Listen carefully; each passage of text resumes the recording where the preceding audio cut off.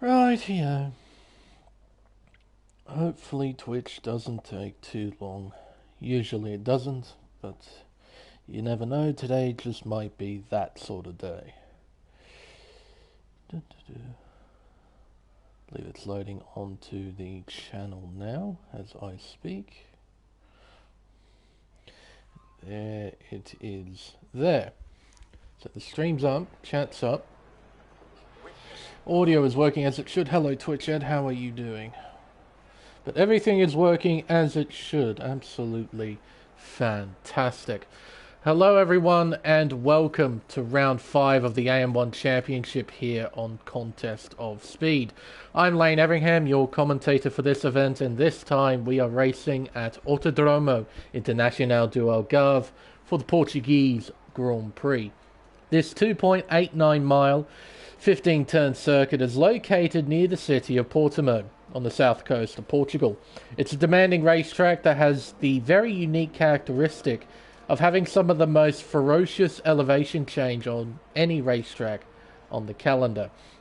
Turns 4, 8, 11 and the final turn 15 are areas of the circuit where drivers have lost control of their car due to the sudden ascends and descends in these corners. There'll be key areas to look out for during qualifying and the race. Overtaking is mostly limited to the DRS zones leading into turn 1 and turn 5. We may see some action into turns 3, 9, maybe 13, but generally speaking, most of the overtaking will be done with DRS. Slight overcast conditions for both qualifying and the race, so no wet weather interference. Hopefully, with the being nice and dry, we get to see some entertaining stuff out on track. But before we focus on qualifying, there is a little bit of news to go through first from last week's race at Imola.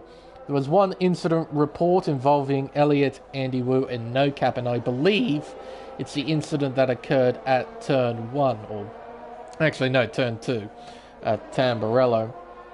The result of which is just a racing incident, so there were no penalties applied from that, but there was one penalty point awarded to No Cap for not making his telemetry public for the TAS system that we have here on Contest of Speed.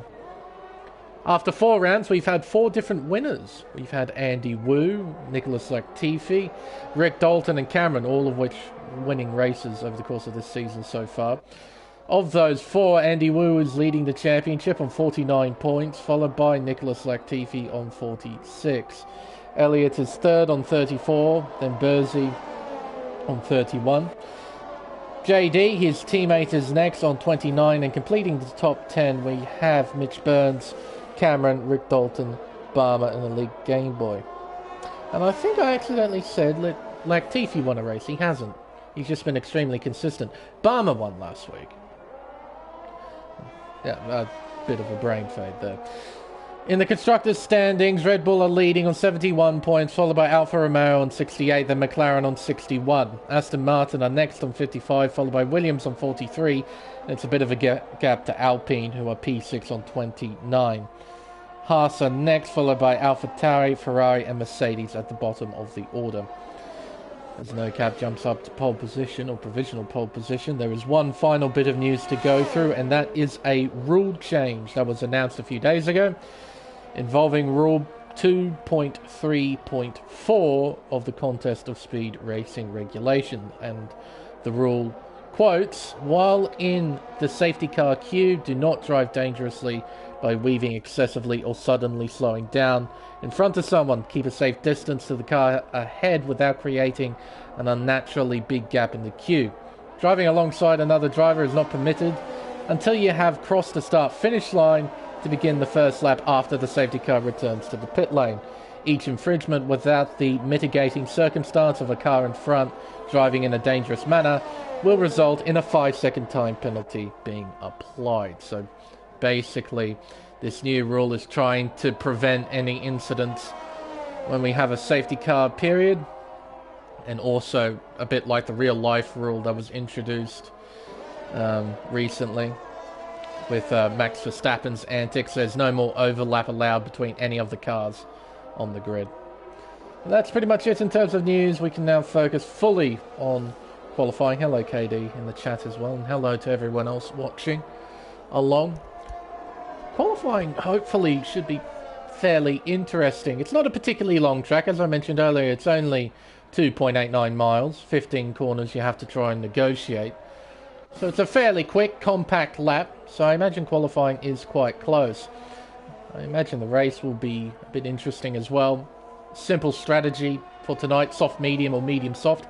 I think if memory works in my favour, it's a fairly simple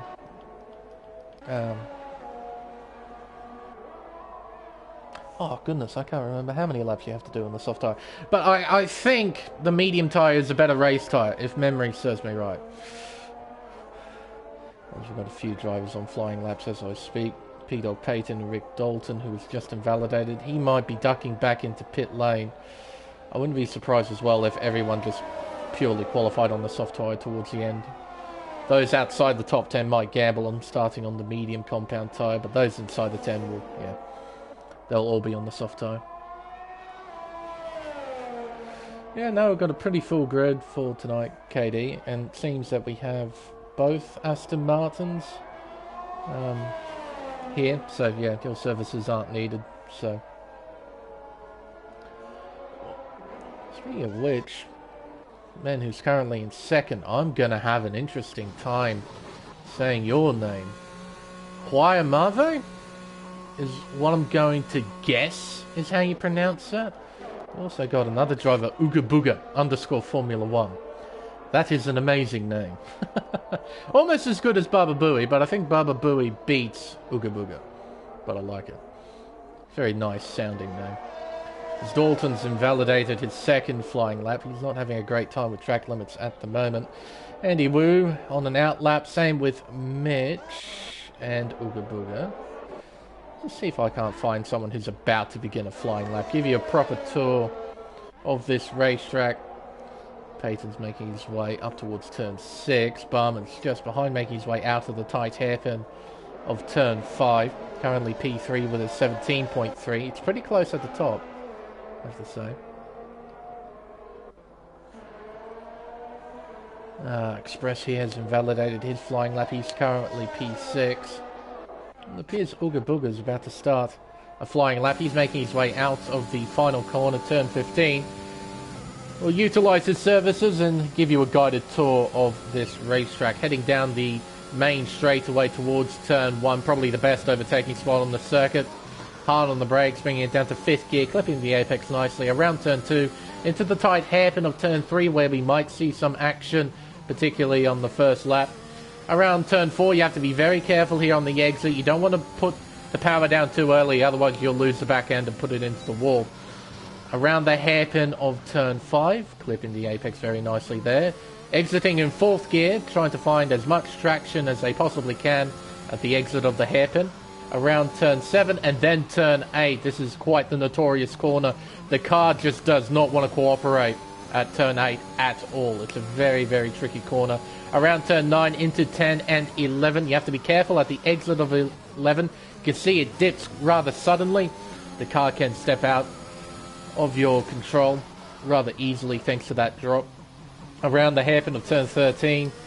Around the sweeper of turn 14. The penultimate corner on the racetrack. Important that you get the exit right as it dictates the speed you carry around the sweeper. The final corner, turn 15. Keeps it nice and narrow on the exit, heads over the crest and crosses the line and jumps up to pole position. Well, there we go. Full on board of the fastest lap of qualifying so far. A 1 minute 16.777 from Ooga Booga. I'm going to have too much fun saying that. Mitch here is going to cross the line to set the 15th fastest time with a 19.1. Currently 8/10 off his teammate Fatal. Andy Wu now jumps up to pole position with a 1 minute 16.680. Barmer coming towards the end of a flying lap, heads over the final crest, crosses the line and jumps up to pole position, beating Andy Wu by 1/1000th of a second. Yeah, pretty close at the top. to say the least. No cap, are you on the flying lap, buddy? You're making your way around turn 3, second gear, short shifting there to get the traction down around turn 4. He's heading up towards the first sector split. What does the clock say? He's up by 0.06 of a second. You can see a nice wide entry into the hairpin of turn 5 just to try and carry as much speed around the corner as possible. Just noticed something as well, something I'll just briefly change for our American audience, from kilometers an hour to miles per hour. That way it'd be a bit nicer for everybody. Around the sweeper of turn 9, heading up the hill and around turns 10 and 11. Very tricky part to get right if you don't have racing line. It's if you're new to the racetrack, it's a bit difficult to work out where to position your car for turns 10 and 11. Basically, you want to try and take a nice wide line into turn 10, keep it nice and wide, and try and apex it at turn 11. Try and carry as much speed as you can around the two right-handers as well, but you don't want to carry too much throttle on the exit of turn 11, as I mentioned earlier, otherwise you could lose the back end and put it into the wall. No cap improves by 2.5 tenths to set a 1 minute 17.771. He's currently 6 thousandths in front of Ugabuga. I think Wayamave, I'm going to butcher that. I do apologize to this person if I am pronouncing it wrong, as Rick Dalton jumps up to pole position with a 16.5. Going around turns 1 and 2, a very tricky complex as well. There's a lot of tricky complexes here, as there's a Red Bull off the racetrack. I think it's Blade, perhaps it is, making a mistake at turn 1. Probably clipped the inside curb at the apex of turn 1, lost the car, ruining his lap, but fortunately he's still in qualifying, and he still has time, 6.5 minutes, so there's plenty of time to try and set another flying lap. Speaking of which, Nicholas is on one. His teammate, who is currently second in the Drivers' Championship. Nicholas has been incredibly consistent. He's only a few points behind Andy Wu, who is our championship leader. Down the hill, out of turn 11, using all of the curb on the outside there of the right-hander, heading up the hill into the hairpin of turn 13. Second gear, short shifting to third, getting back on the power, now around turn 14, down to third gear, short shifting to fourth, short shifting to fifth gear, using all the curb at the outside of turn 14, around the sweeper of 15, keeping it absolutely flat out, using a bit of the outside curb, not bothering to take a narrow line. He's 14th quickest, with an 18 flat. So I reckon he can probably find a little bit of time on that lap, I reckon. Peyton, you're not on the flyer. Kitten Pether has just completed one, 7th quickest with a 17.1. Rich Burns getting ready, Express getting ready as well. He's coming up towards the final sector split. Blade's going back into the pits, and Dream is about to set a flying lap with 5 minutes left on the clock. Currently 15th quickest, as Wayamave retires in the pit lane with a 17.2. Maybe he's hoping to start outside the top 10 so then he can get a fresh set of tyres on his Aston Martin rather than starting on a used set of softs. What he won't be hoping for is to start P10. Which has happened to me personally more often than I would like. Starting P10 means you start on the tyres that you used in qualifying, and you have the worst track position out of all of those who are starting on used tyres from qualifying. It kind of sucks. Especially when you're at a track like this where you have a very fast turn 1. Very fast turn 1 means if you're in the midfield, it tends to get pretty scary.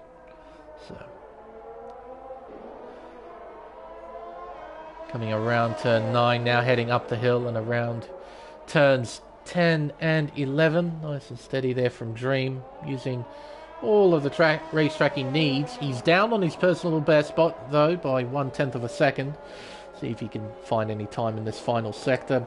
Making his way around turn 14. Third gear, not bothering to use second or any lower gears. Short shifting on the exit to find traction. A lot of short shifting, actually. He backs out of his flying lap, so he's going back into the pit lane. Or not. Okay, interesting.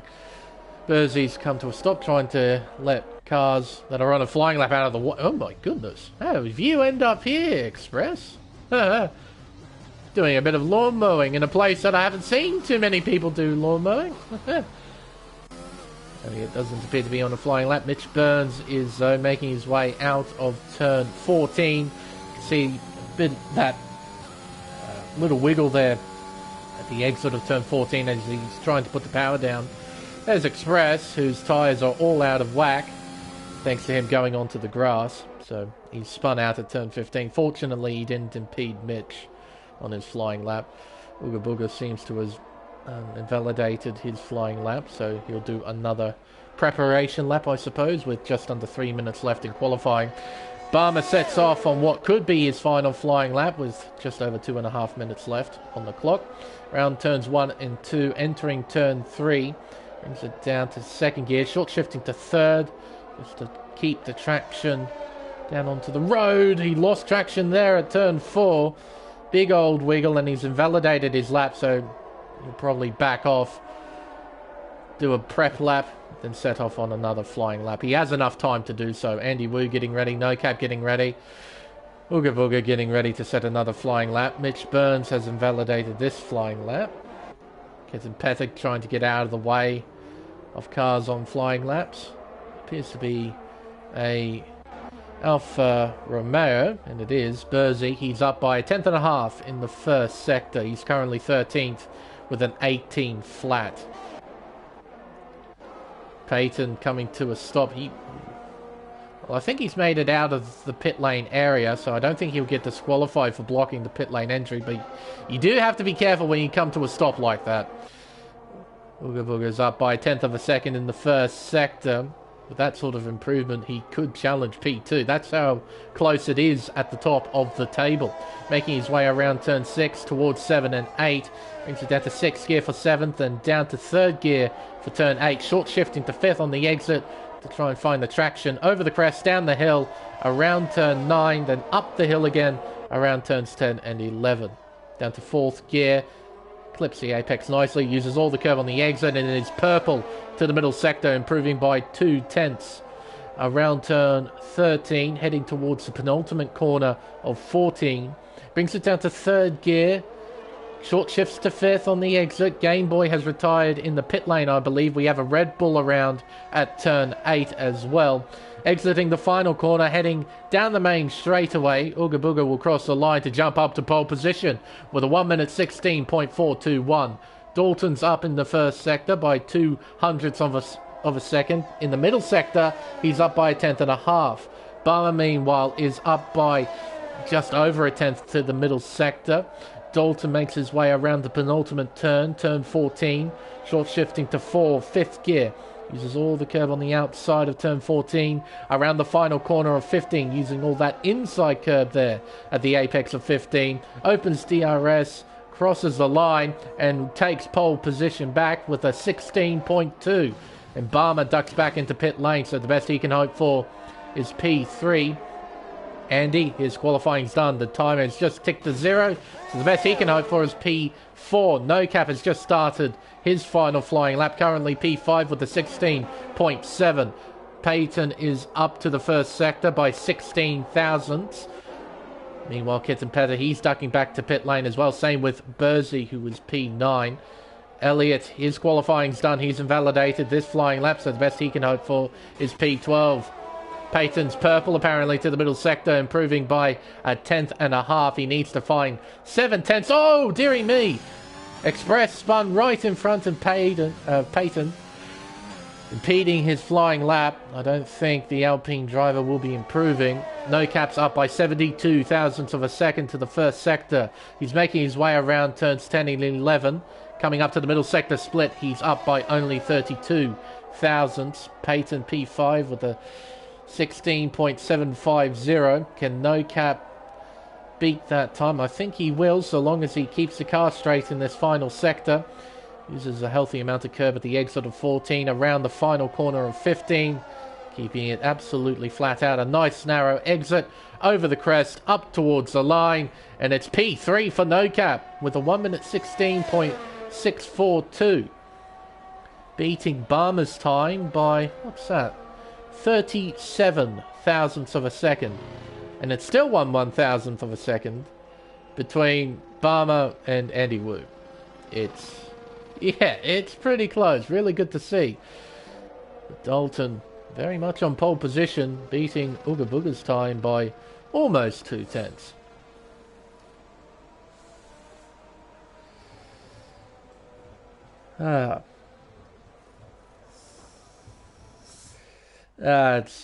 It happens, Petter. It happens. So, the order goes as follows. Rick Dalton will start on pole position by just under 2/10 to Ooga Booga in P2. Then it's No Cap P3. Barmer P4, followed by Andy Wu, our championship leader, in P5. Then Peyton P6, Mitch Burns in 7th, Kita Petter in 8th, Bersey in 9th, and Wayamave in P10. On the medium tyre as well, JD starts P11, then Elliott P12, Blade P13, Express P14, then Fatal, Nicholas Latifi, Dream, Elite, Game Boy, and Mitch will start from the back in 19th place. Not ideal at all for Nicholas, who is currently 2nd in the Drivers' Championship, to start so far back. It won't be easy to make his way up through the field. He'll probably try and do the alternate strategy, doing medium to soft rather than soft to medium. Like I said, it's been a while since I've done a race here, but I'm pretty certain the medium tyre is like a pretty good race tyre. The softs are very quick, but they burn out a bit quickly. I imagine the pit window is about lap 10 to 12 I want to take a stab at. We'll see the predicted pit stop strategies when the drivers set off on their formation lap. Will give us a better idea. No, this has the makings of a pretty interesting race due to how close qualifying was. So, I'm feeling good. I can see hard tyres at the ready as well. In some of the garages, I can see hard tyres in Bottas's garage, but I can also see hard tyres, I think that's Blade. That's his garage there. You can see the white sidewall in the distance. So, I might see a mix-up in strategies here in Portugal. I suppose we'll have to wait and see. Session counter, counting down for the start of the formation lap. Drivers will be all set, ready to race. They'll be done fine-tuning the car's setup.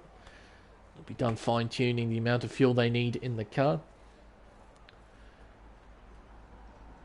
Run through the order once over, so we know who's starting where and on what tyre. So, Dalton from pole position is going to be starting on the soft compound tyre that he used in qualifying. Same with everyone else inside the top 10 except for the man in P10, Wayamave. He's starting on the mediums. JD will start P11 on the soft compound tyre. Same with Elliott in P12.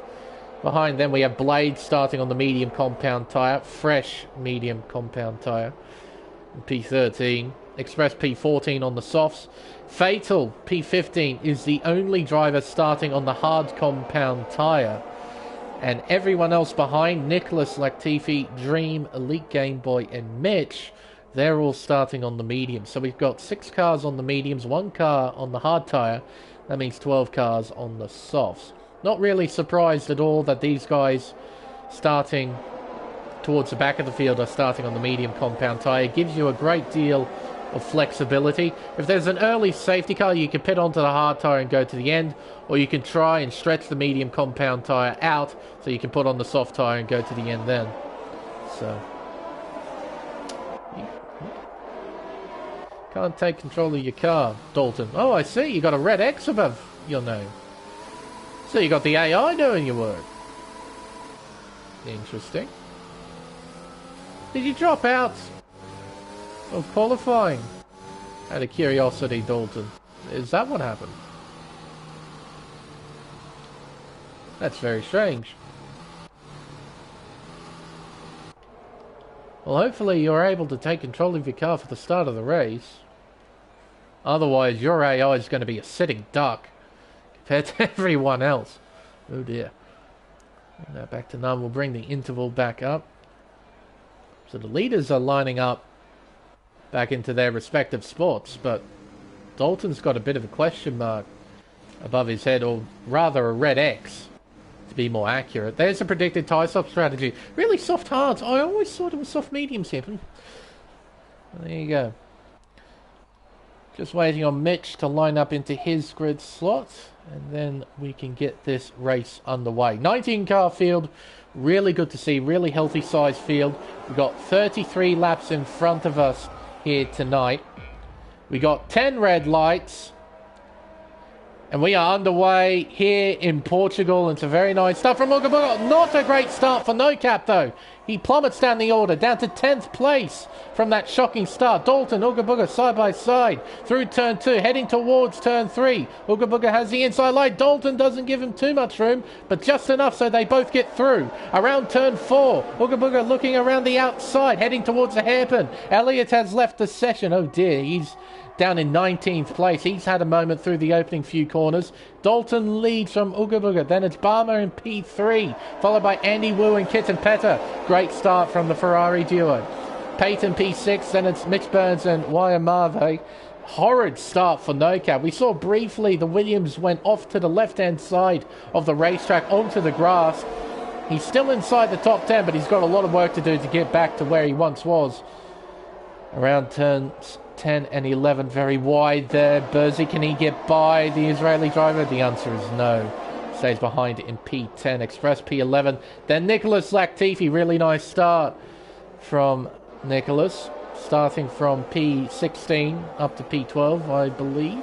Yep, up, making up 4 positions. Making up the most amount of places out of anybody off the opening lap.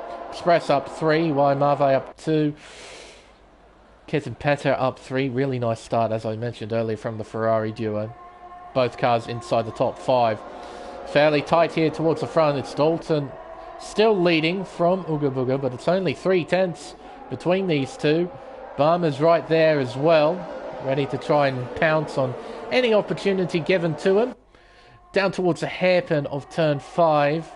Mercedes driver isn't quite close enough to attack Rick into the tight hairpin. We'll have to wait until DRS is enabled to see any sort of action between these lot, I reckon. Into turn 8, the notorious turn 8.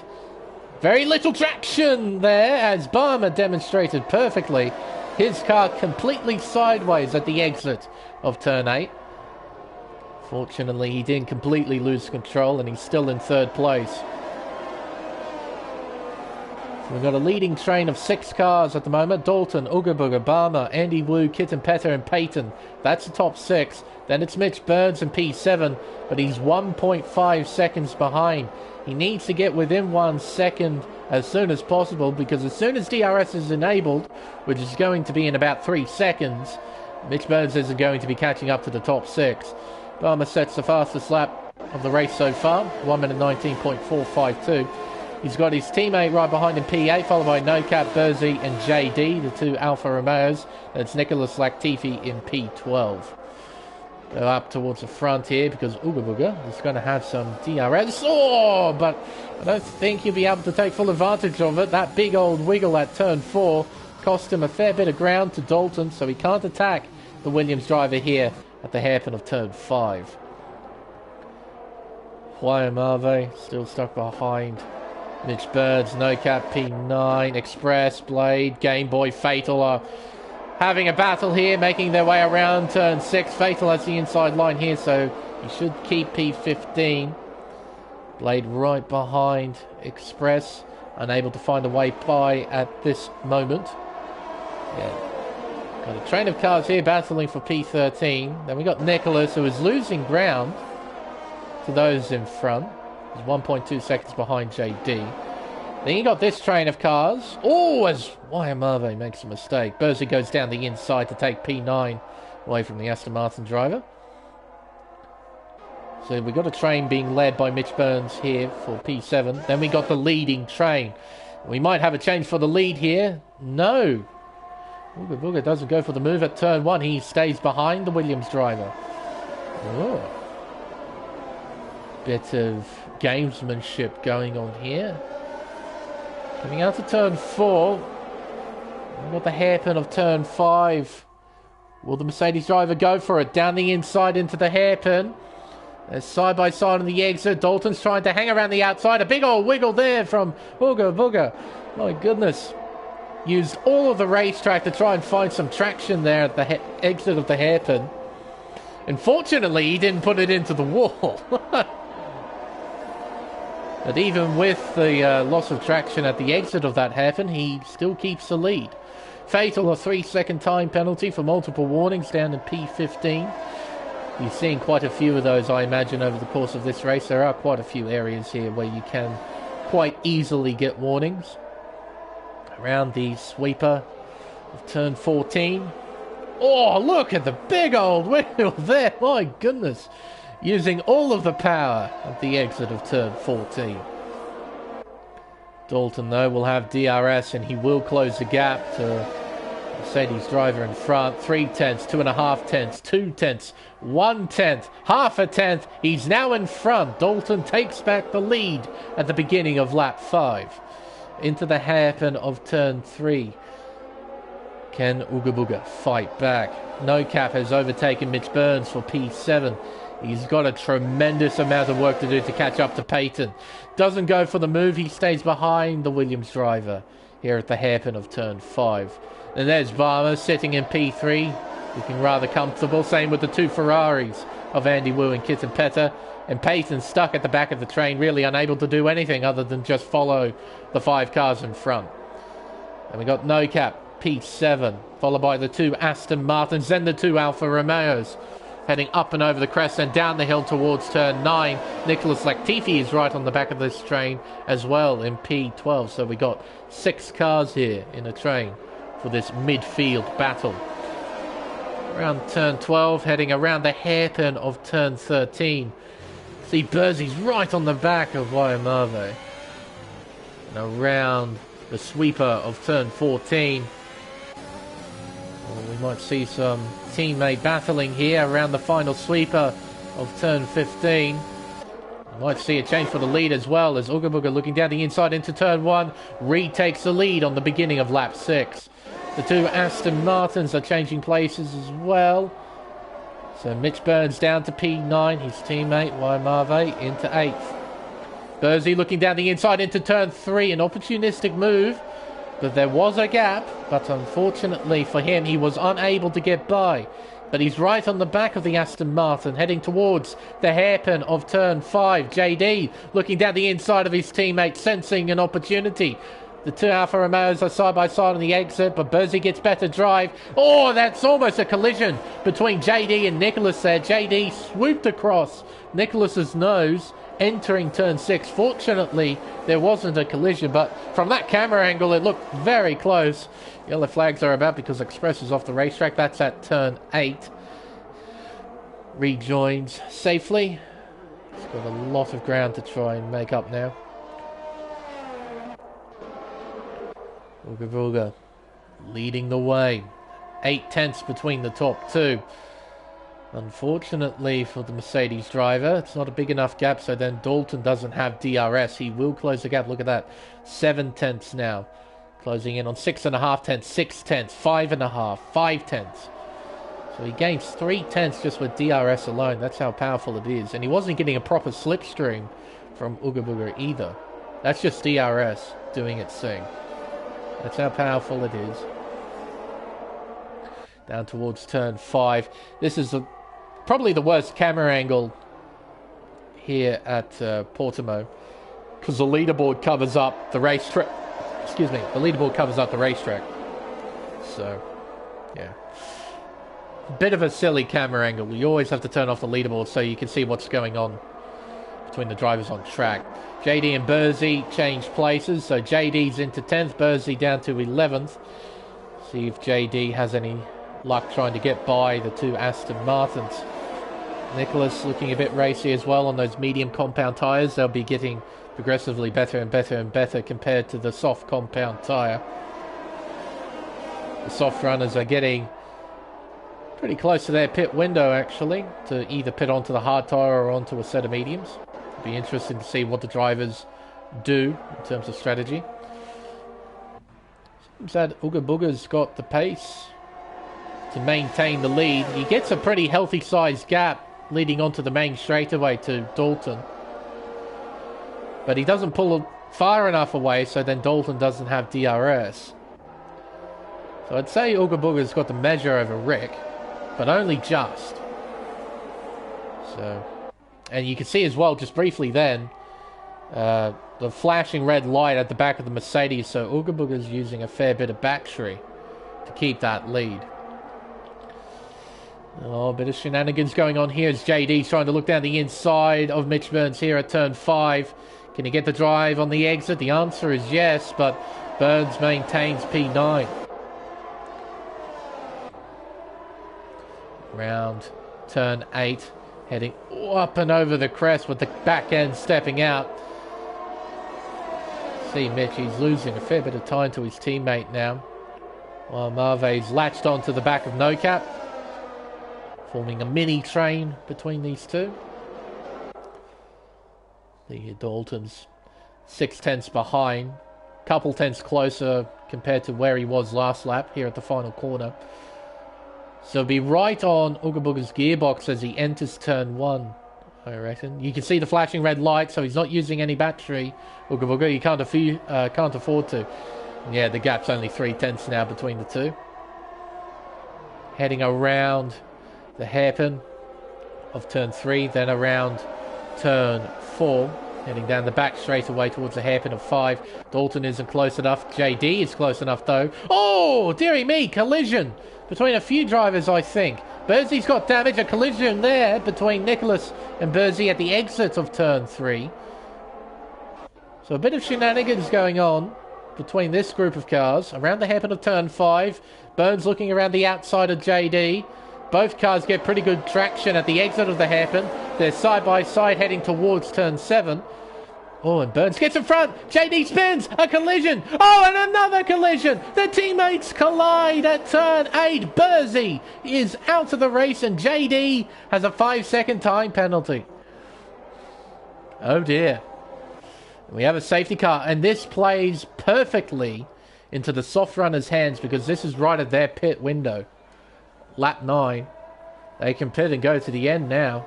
Bring up the tyre graphic. We'll see the leaders come into the pits. You have to express a 5-second penalty for ignoring yellow flags. Interesting.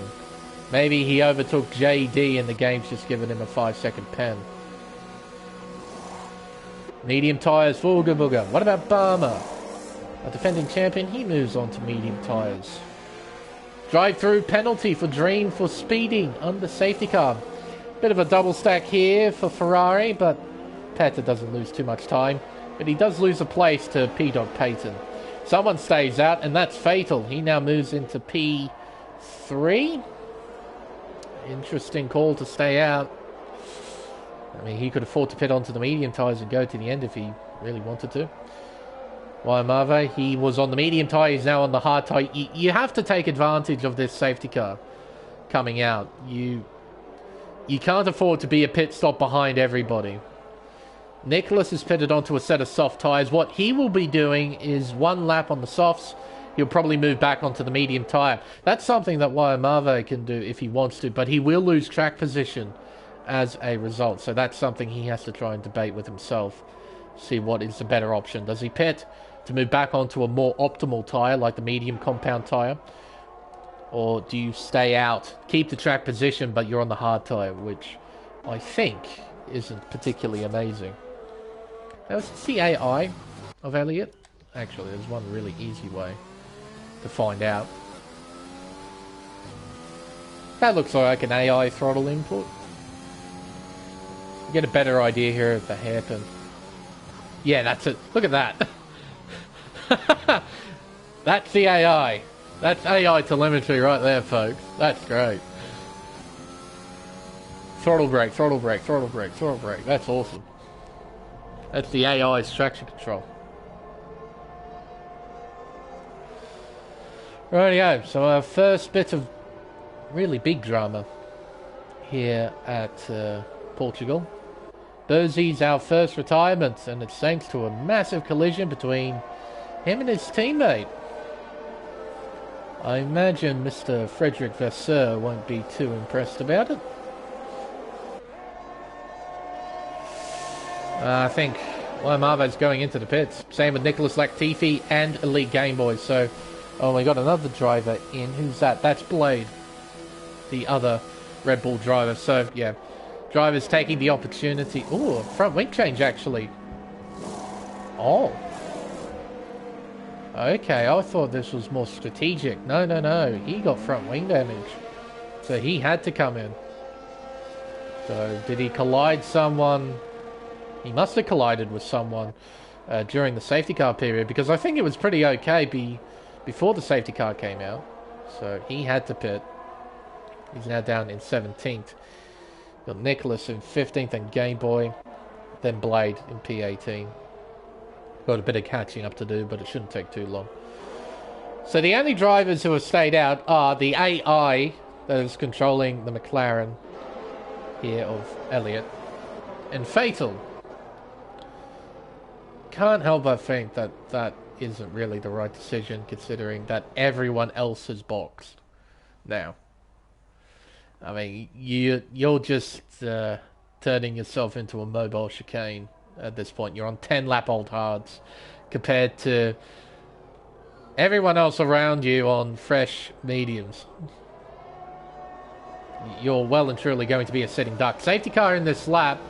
A bit of a late call, but it should give the leader, Ooga Booga, I love saying that, enough time to control the field properly and decide when to restart the race. Now, drivers have to be mindful of the new rules, not to create any overlap between them and a fellow car, otherwise you will be penalised. Leave a safe gap, all that kind of stuff. Ooga Booga's getting his tyres nice and warm. Nicholas Latifi has overtaken the AI of Elliott, it seems. Heading out to the final corner now. Ooga Booga floors it. Heading down the main straightaway. We're back on the green flag racing. Oh, and it's tight here between Fatal, Barber and Andy. I had a feeling this might happen. Fatal gets out of the way. Down to P6, down to P7. Oh, that was tight. Oh, and he spins. Oh, dear. At the exit of turn 1. Flick spins it back in the right direction, and Marve is off the racetrack as well. Oh, and he almost goes into the back. Fatal. Oh, goodness. Express losing positions here at the exit of turn 4. There's the AI of Elliott. Nicholas Latifi getting by. Same with Express around the outside of the AI.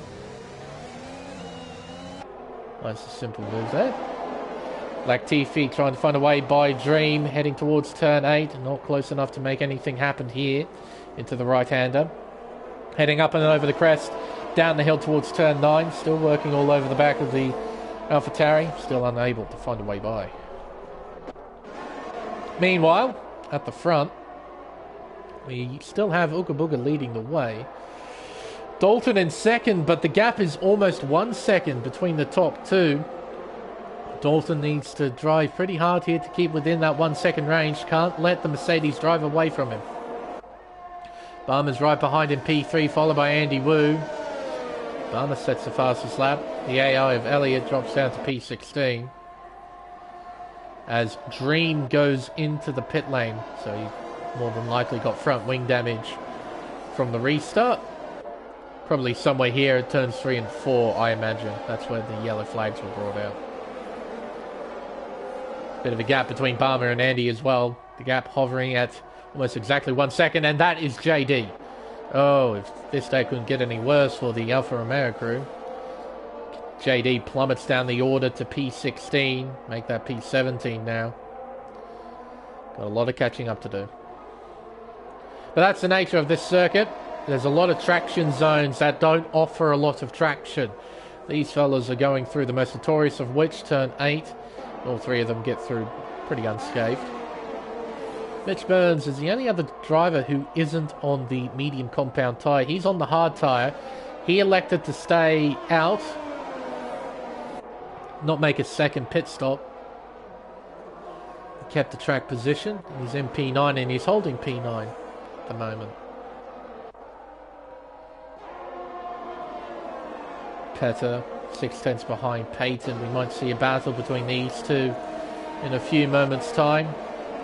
His DRS is now enabled. And Dalton is now 1.3 seconds behind Ooga Booga. Needs to get back within DRS range as Wayamave is overtaking Game Boy for P13.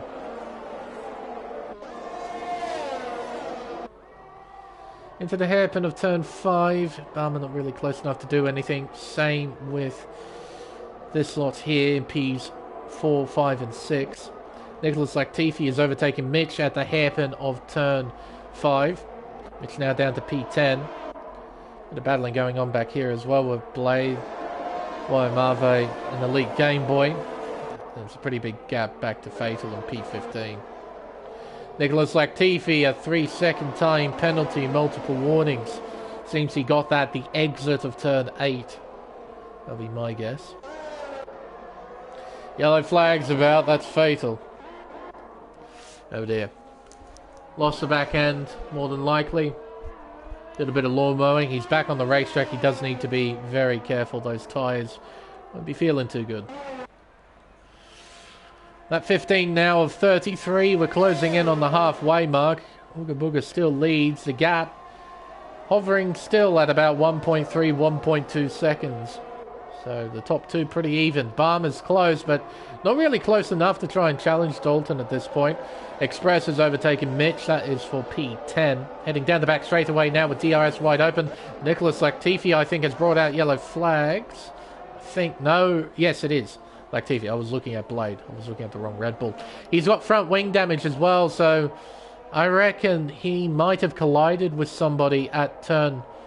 Oh, as Fatal's retired in the pit lane, I think. Interesting decision. Still have heaps of racing to go through, but oh well. Yeah, front wing damage for Latifi. So I think he collided with somebody at turn 1. Probably front wing to sideboard contact, and with that sort of contact, the car that hit with its front wing gets spun. Because that's how the collision model works in this game. It's a bit silly, I think. Don't see those collisions result in that sort of spin, but it happens in this game. Gap now 1.1 between the top two, so they're pretty much even. Dalton just a little bit quicker, and I mean a little bit, like a tenth quicker that lap. Andy Woo's got a bit of company in the form of P-Dog Payton and his teammate Kitten Petter, who isn't too far behind the Alpine driver. Around turn 4, is Payton close enough to try and attack as Wayamave overtakes Mitch for P10, and that's why Mitch is actually off the racetrack. Payton looking down the inside as Latifi gets a 5-second time penalty for speeding and promptly retires out of the race. Our third retirement and our second voluntary one in the pit lane. Around turns 7 and 8, heading up the hill now. Up and over the crest, down the hill towards turn 9. Mitch Burns, he's now down in 14th place, just in front of Dream, after what happened to him at turn 1 just a few moments ago. Heading down the hill towards turn 12. Kitten Petter. My goodness, you were awfully sideways. Fortunately, kept the car in check and he's still in the race. But now it's turning into a 4-car train as No Cap, the Israeli driver, is now on the back of this train. So this may turn into quite an interesting battle. 3 different teams in this train. Got 2 teammates in P4 and 6. And Payton, well, he's going to take P4 away from one of those Ferraris. Now puts himself at the front of this queue. Dalton's lost time to Ooga Booga as well. Gap now 1.4 seconds. I wonder if he made a mistake through the opening sector. Because I looked at the gap a few moments ago. It was about 1.1. Now it's about 1.4. So I think Dalton might have made a mistake through the first 3 corners. Payton is maintaining P4. Andy Wu right behind, followed by Petter, then No Cap. Needs to close the gap a little bit, ideally, so he can make sure he gets DRS and keeps up with the 3 in front of him. It's Mitch Burns and a bit of a lonely P8, then Express, as Mitch 791 retires in the pit lane. So no points for Haas in this race. 4 retirements now. 3 of them voluntary. That sucks a bit, but it is what it is.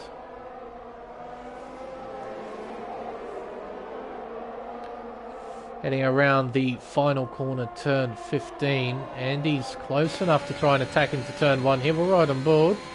Our championship leader. Opens DRS, uses a bit of battery. Nicholas leaves the session, fair enough.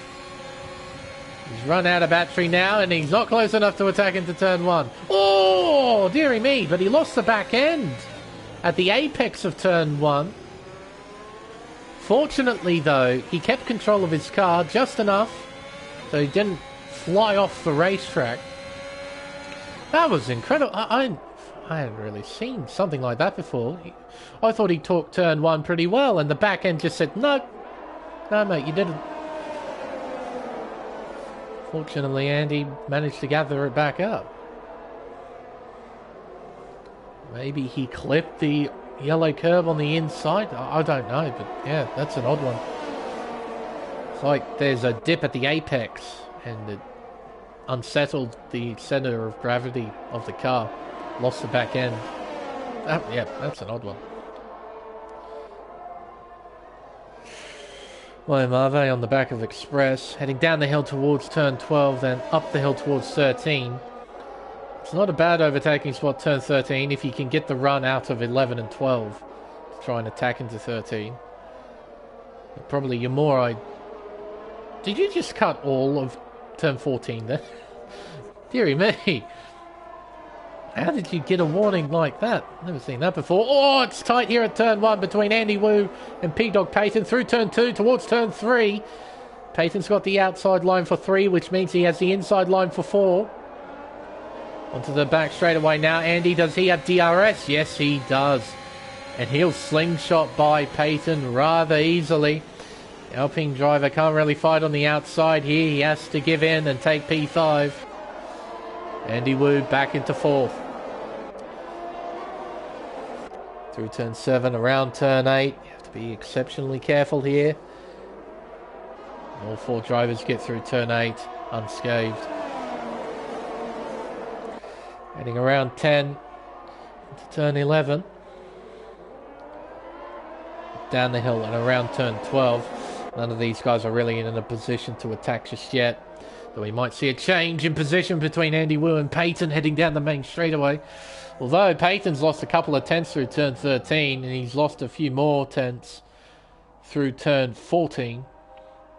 Yeah, no, he's not close enough to attack Andy down the main straightaway. Need to be about half a second behind realistically to try and attack. Barmer's on the back of Dalton still. He hasn't really tried to make any moves on the Williams driver. Dalton's been pretty occupied trying to catch up to Ooga Booga, who still leads. Doing a pretty nice job in the Mercedes-Benz. Gap of 1.5 seconds between the top 2. Oh, what's happening here? Payton. He was using all of the racetrack there at the exit of turn 4, so I reckon he lost the back end. Gathered it back up.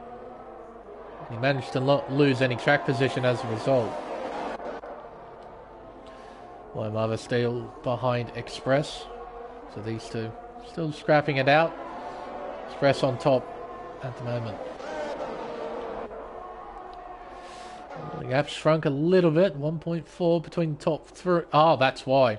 The AI of Elliott probably cost Ooga Booga a little bit of time. Heading around the final corner. Gap still 1.5. It is very close between the top 2. Really cool to see. All it will take is one mistake, and it will fall heavily to either one of these 2 drivers. If Ooga Booga makes a mistake, Dalton gets within DRS range, and the 2 really start to scrap it out. If Dalton makes a mistake, gap increases to, let's say, 2.5 seconds. There's very little chance he'll be able to challenge Ooga Booga. They've been so even in terms of pace. As Wyatt Marve overtakes Express. That was at turn 1, so he's into P9. It's tight here, entering the hairpin of turn 5. It's still Andy at the front of the queue. Now has to negotiate the AI of Elliott. Still wandering about the racetrack. He'll be shown blue flag, so hopefully the AI promptly gets out of the way.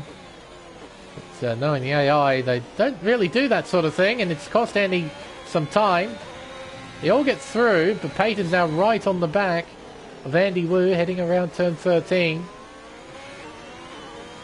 Heading around turn 14. Just a quick update between the top two as well. The gap's increased to 1.7. So Ooga Booga's pulled away just a little bit. Heading down the main straightaway. See a few cars with flashing red lights at the back of their cars. So a lot of drivers using a lot of battery. Peyton doesn't bother to use any DRS. I'm quite surprised by that. He didn't bother challenging Andy Wu into turn 1. Interesting. Will he try and challenge the Ferrari into turn 5? Andy gets a pretty nice run out of turn 4. So I think the answer to that is no. Ketan Petr, meanwhile, trying to find a way by. Uses all of the racetrack to try and avoid Peyton there.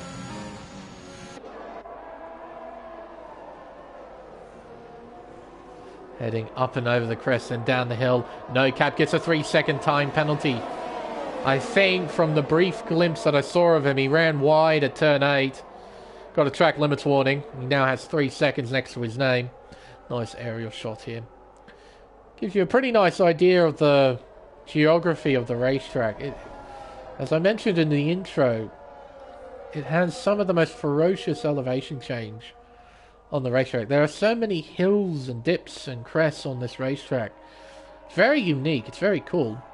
Oh, and I think Waimave's made a mistake. He has. He's rejoined the racetrack in P10, but he's got dirt on his tyres, so he does have to be a little bit careful.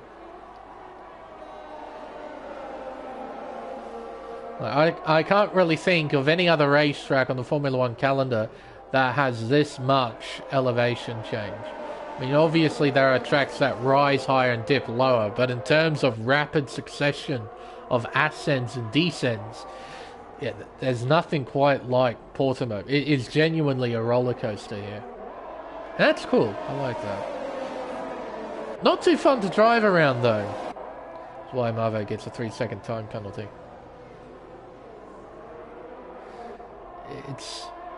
There are so many critical traction zones here that do not provide any traction whatsoever. So it's very easy to lose the car, as Peyton's demonstrated there. A big old wiggle at the exit of turn 11. Passing is somewhat limited here as well. You've got turn 1 and turn 5, but even so, those corners aren't easy places to get by. Quick update on the leaders as well. 1.3 seconds, so the gap has shrunk again. It's not over between the leading trio, because Barmer's still very much in this. He's just playing a really patient game, sitting behind Dalton. He could have afforded to try and battle Dalton for P2, but instead he's trying to let Dalton catch up to the leader. Turn it into a 3-car fight. Coming out of turn 4, is Peyton close enough to attack? He's got DRS and he switches it off. Plenty of gamesmanship going on here. Peyton's playing a patient game. It's just a matter of when will he try and strike. He's saving up battery while he's at it. I'll bring up the telemetry just briefly. 54% for Peyton. 19%, or make that 17, 16% for Andy. We're in the teens as well for Ketan Petr. Oh, Peyton. Oh, very close to Andy. And No Cap's in the teens as well. So, in terms of resources, Peyton's got the lot.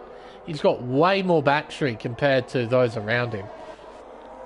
So, he can afford to try and plan out an attack and bide his time. What probably wouldn't go his way too much in this battle for fourth, is a safety car, because that means everyone can save up their battery. And here comes Peyton. He's striking now, so he's into fourth. Oh, and Petr's overtaking his teammate as well. That's how powerful DRS is. Ketan Petr slingshotting by his teammate. Andy was in 4th place at the beginning of that straight. He's now in 6th. Down towards the hairpin of turn 5. Gap about 6/10 between these two. Petter needs to stay focused, try and keep up with Peyton as best he can. Peyton has clear air in front of him now, so he'll be trying to push as hard as he can. Waiamava has overtaken Express, who runs wide at turn 5. League Game Boy and Blade battling as well for P11 and 12. So we've got a few battles up and down the field, which is really good to see. Gap between the top two, 1.4. It's still very much on between those three. See Peyton using a bit of battery there, trying to pull away from Kitten Petter. For Peyton, his ideal scenario is him making a 1 second gap between himself and the car behind and just driving away. At this stage, Petter is still within DRS range. He'll take advantage of the power of DRS, and he'll gain 3.5 tenths every straight. This is the battle for the lead. 1.3 seconds. The gap between the top two as Blade overtakes Game Boy for P11. The leaders make their way out of turn 8, head up and over the crest and down the hill towards turn 9. Well and surely biding his time. You can see Dalton as well, very low on battery. He's in the teens. Same with Ooga Booga. So in terms of battery life, they're fairly even. Barmer has a little bit more, but he still needs Dalton to try and push and try and close that gap between him and the race leader. Petter, he needs to try and keep up with Peyton as best he can. He's doing exactly that. He's still within 1 second. That's the critical thing. Staying within that 1 second range. I'm sure Peyton, though, he's loving the free air that he's getting. The nice, clean, untampered air. Getting all of the downforce. A lot of fast corners on this racetrack. A lot of corners that require a lot of downforce. I'm sure he'll like it a lot.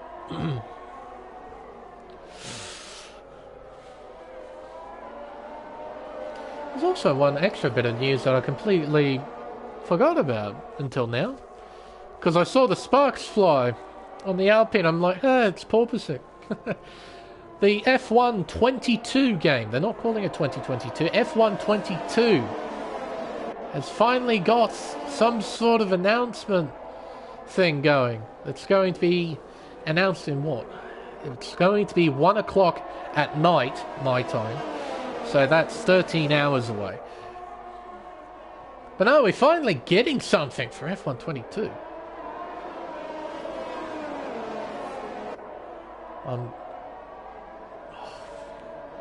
I'm intrigued to see what it is.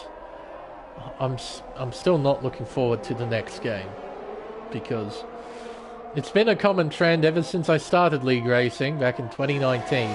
Every game after 2019 has been progressively worse, as Dream retires in the pit lane, so another voluntary retirement. Ooga Booga's now got a 3-second time penalty, I've just noticed. So, oh dear, the race leader appears to have shot himself in the foot. That's not good.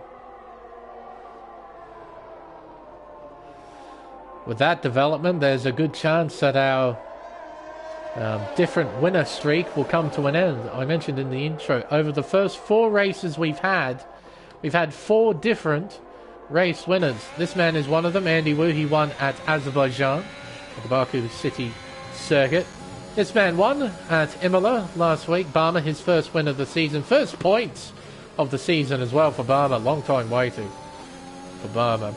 Dalton won at Monza. And our other winner, Cameron, well, he's got a 4-race ban after his antics at Monza. Ooga Booga looked like he was going to be number 5, but it appears with the penalty, yeah, that's going to be a bit of a tall order. Rick Dalton's within a second as well. Does he have DRS? Nope. But he's dumped all his battery. Here comes Barmer with a whole heap of speed. Stays behind. Oh, poor 50 board. 50 meter board got destroyed. Sad.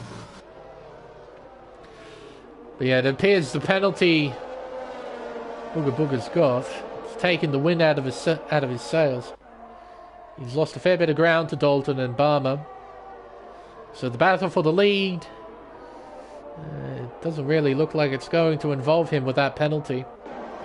Now looks like a fight between Dalton and Barmer for the win. At this point, Peyton's now cleared the cars behind. He's got a 1.5 second margin to Andy Wu. Doesn't have a great deal of battery life left, especially compared to Peyton. Sort of demonstrating as well the difficult nature of trying to recover battery here at Portimao. Really, you need DRS to try and save battery. If you don't have DRS, it's really tough to save battery around here. Yeah, you can see everyone's low. Everyone's in the teens. Got Blade on 36, Marve a 3-second time penalty. Elite Game Boy with 40 odd. See, the AI's got 80-something% as Barmer takes P2 away from Dalton. So the battle is on at the front. Barmer's taken P2, which is basically the lead with Ooga Booga's 3-second time penalty. Yeah, the AI has a whole heap of battery. Because the AI cheats and it can just save up battery willy-nilly. Because of course it can. Get rid of telemetry for now. Don't really need it at this point. It's not going to be a game of resources at this stage. It's just going to be straight up battle between this lot. Barmer's pulling away a little bit from Dalton. The gap 6/10. Dalton needs to stay in the fight. Comes around turn 13. Kitten Petta overtaking his teammate into P5. The no caps penalty. I don't think he would want to challenge the two Ferraris. There'd be no real reason to. What he could try and do is apply pressure. Oh, by not doing that. I was going to say, by applying pressure, he could try and create an unforced error from either one of the Ferraris and they can get a time penalty or something like that. Wonder if Barmer will go for the outright win on track rather than just let the penalties do the talking. What's Barmer thinking right now?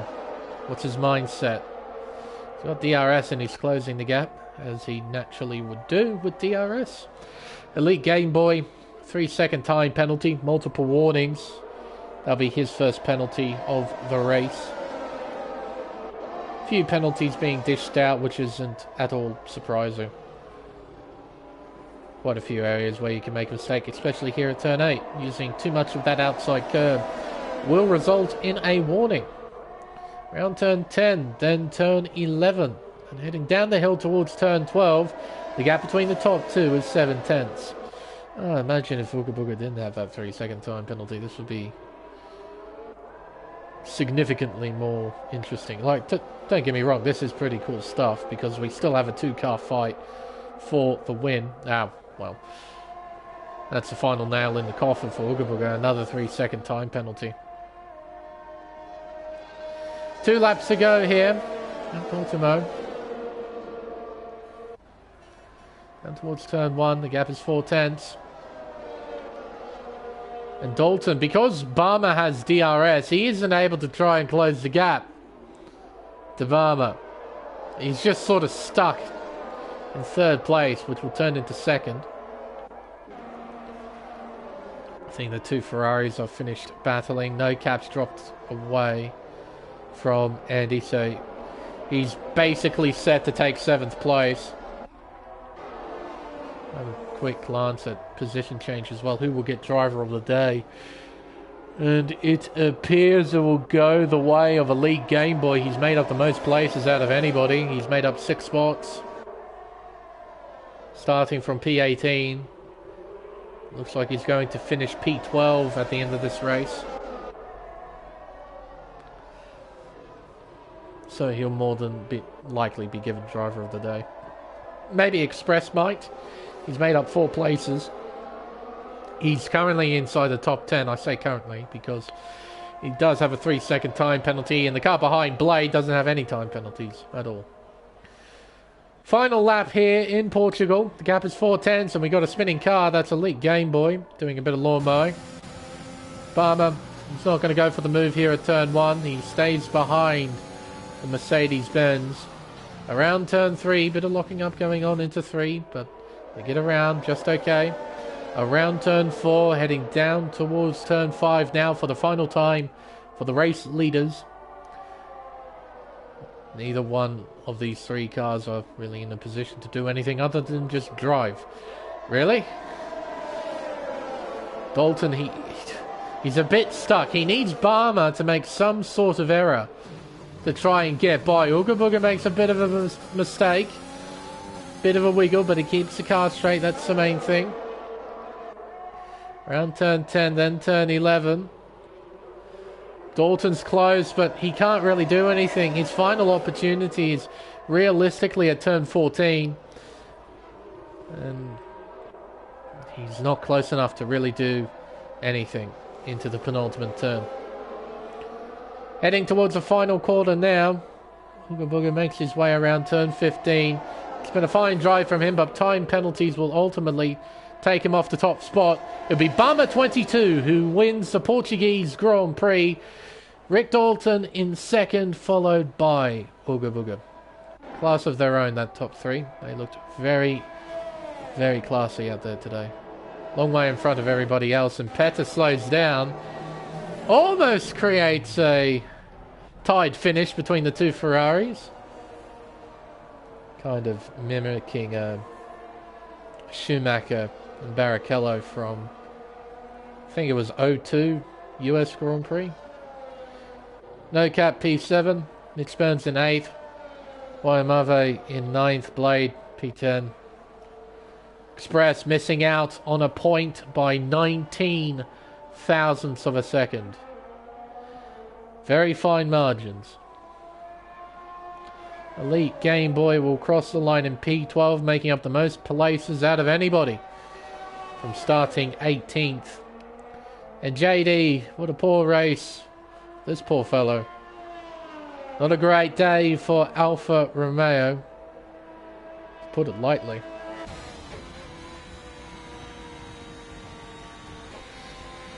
Well, there we are.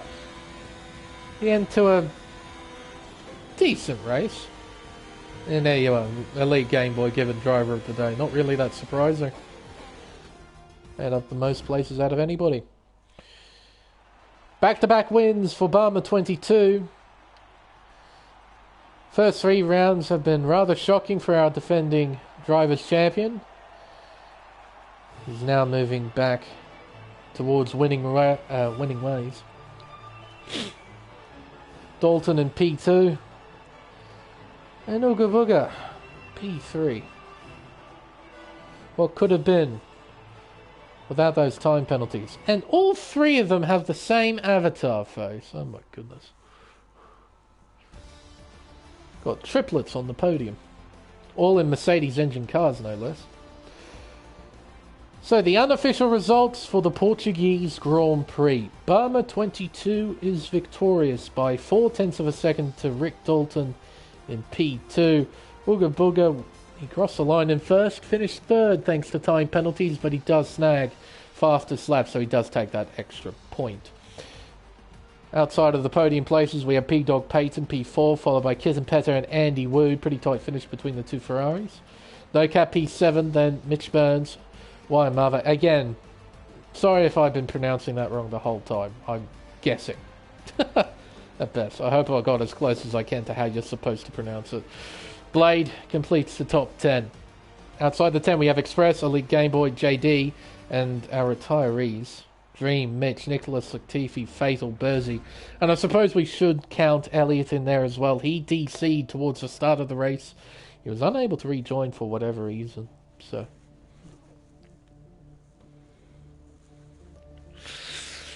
why? What happened, Kitten Petter?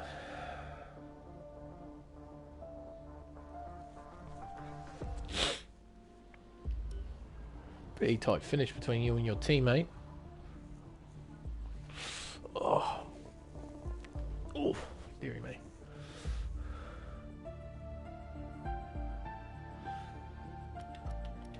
No, it wasn't a terrible race. Oh, wrong one. Showroom, that one.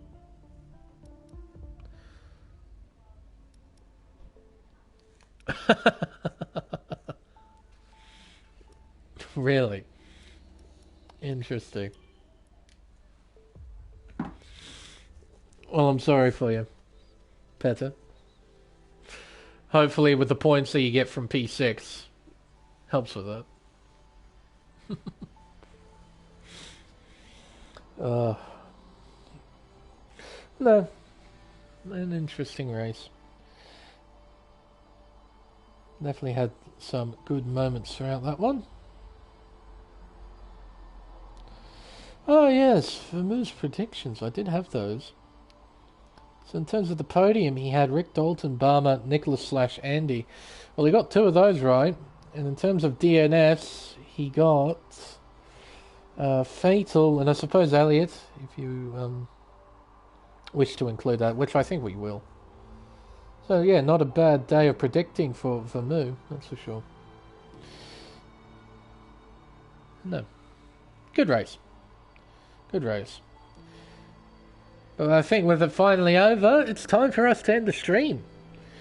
Till next time, I've been Lane Everingham. Thank you all so much for watching. And we'll see you next week for round 6 of the AM1 Championship at Silverstone Grand Prix Circuit for the British Grand Prix.